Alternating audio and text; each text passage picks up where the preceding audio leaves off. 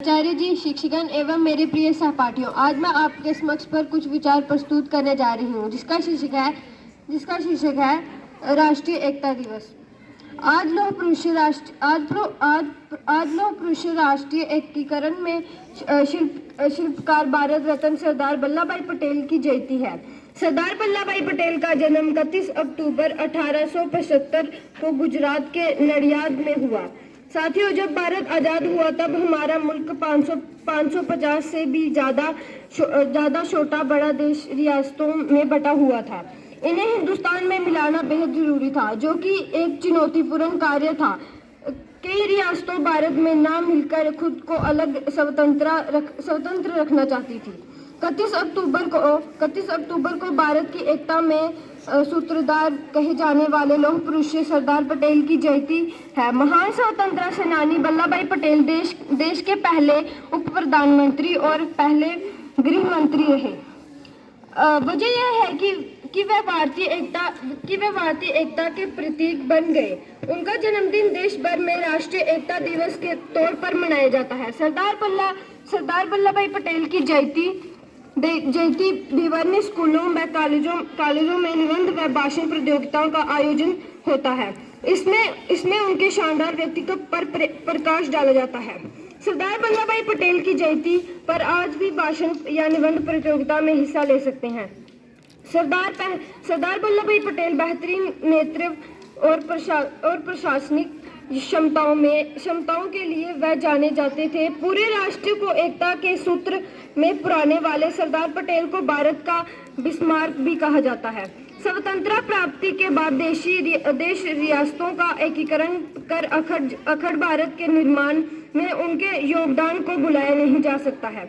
उन्होंने सभी रियासतों के राज्यों को यह स्पष्ट कर दिया था कि अलग राज्य का उनका सपना असंभव है और भारतीय स्वतंत्रता का हिस्सा बनने में ही उनकी भलाई है। उन्होंने अपनी बुद्धिमत्ता और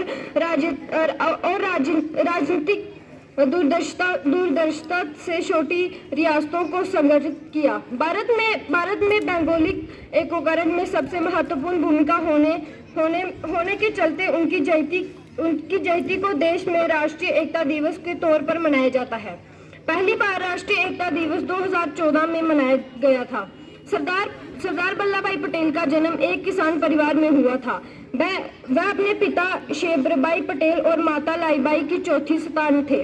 उन्होंने लंदन जाकर बैरिस्टर की पढ़ाई की और वापस आकर अहमदाबाद में वकालत करने लगे। महात्मा गांधी के विचारों से प्रोत्साहित होकर उन्होंने भारत को स्वतंत्रता आंदोलन में भाग लिया। स्वतंत्रता आंदोलन से सरदार पटेल का पहला और बड़ा योगदान 1918 में खोड़ा संघर्ष में था।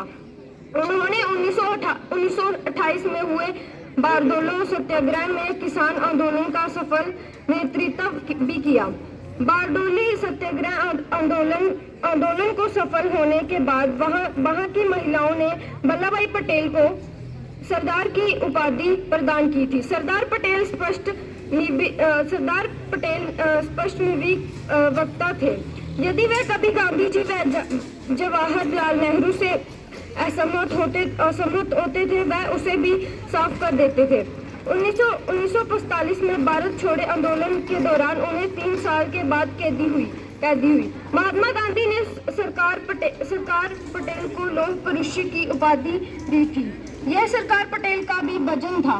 यह भारतीय प्रशासनिक सेवाएं देश को एक रखने में अहम भूमिका निभाएंगी। उन्होंने भारतीय प्रशासनिक सेवाओं को मजबूत बनाने पर काफी जोर दिया। उन्होंने सिविल सेवाओं की स्टील फ्रेम कहा था। किसी भी देश का आधार उसकी एकता और उस अखंडता में निहित होता है और सरदार पटेल देश की एकता में सूत्रधार थे।